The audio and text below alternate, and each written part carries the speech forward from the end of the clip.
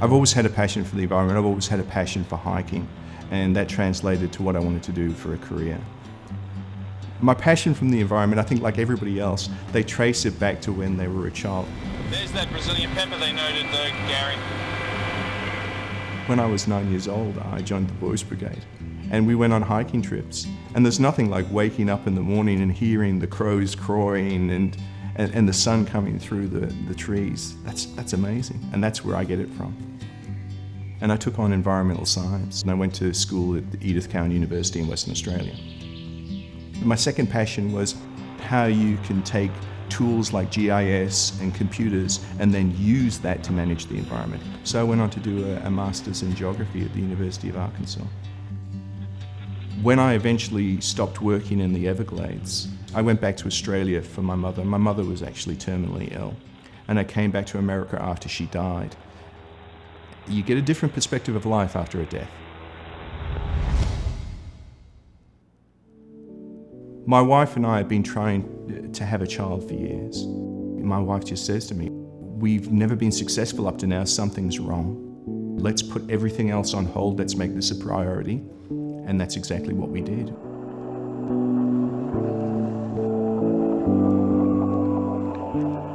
Taking all this film for you so that you know how much we love you. My wife said to me, "My career's established. I want to have a child. We'll figure the rest of it out." So I knew my wife had to work, and I knew I had to stay home. The approach to a child is dramatically different from what it is in your mind's eye. Absolutely, there is a romance and a reality. There is a romance that says everything is going to go perfect. You are going to be able to sit down and plan your spreadsheets, and everything will be absolutely as you imagine it to be. Oh, it's a baby, we're down.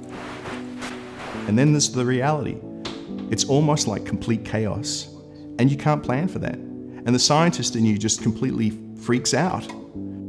But you hold it together, and you strive and you go forward. The one thing that you certainly notice when you're staying at home all day as well, and you first start realizing that you have to get out, and you start to look for things that you can take your daughter to. But the world isn't set up for stay-at-home dads.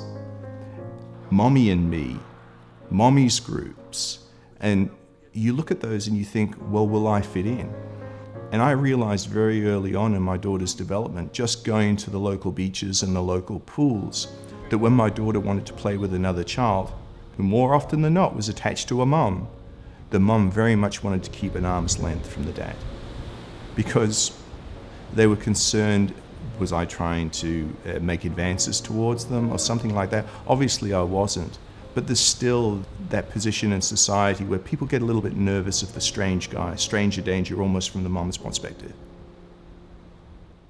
When I first became a stay-at-home dad, I had no idea how often that I would be alone.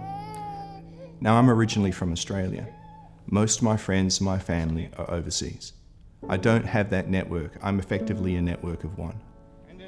That ends up manifesting itself throughout the day. You find yourself so focused on the child, and you find yourself communicating some days only with an infant who can't communicate back. You have absolutely no adult conversation whatsoever. And that becomes incredibly lonely. And that's when I started to approach the online communities for stay-at-home dads. And I found that stay-at-home dads, Jack's group, I realized very early on that even though I had this group very close by to me, it wasn't particularly active, and it didn't really give me the nourishment that I needed. When your child starts to walk around, you can't sit on the couch with a phone. You need to go outdoors. And I realized then that the Stay-at-Home Dads Jack's group had to improve, and it had to evolve. Not just for me coming up, but also for all of the other dads. I'm as motivated as anybody, and I'm going to help the people who created the group make it bigger and better. And what it truly should be is a local meeting point for stay-at-home dads. When I first came into the online community, I enjoyed it, but there's very little interaction. It's all text-based interaction, and I wanted more. And I decided, because I've always been interested in the world of podcasting, I think I can find an outlet that's verbal, that I can actually have a conversation with people. Welcome to Sad Pod, where stay-at-home dads talk about their happy, sad lives live. Our first and I merged the world of podcasting with my absolute need to speak to another adult. And I put out a message and I said, hey, is anybody interested in the world of podcasting? And I got about 30 responses. And I set up a Facebook group and I said, we're going to form a collective where we talk about topics. We actually have something to say as stay-at-home dads, and we're going to give it back to the community in the form of a podcast.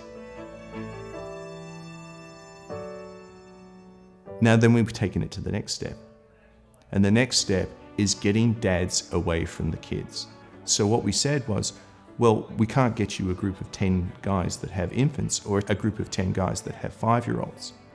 But we're going to bring you together into an environment just on your own. Those settings have been enormously successful. If everybody could just give a little bit back to the local community, the world would be a better place. And that's what I intend to do. So I basically have taken my passion from the environment and I've now transferred it into a passion for dads, and particularly stay-at-home dads.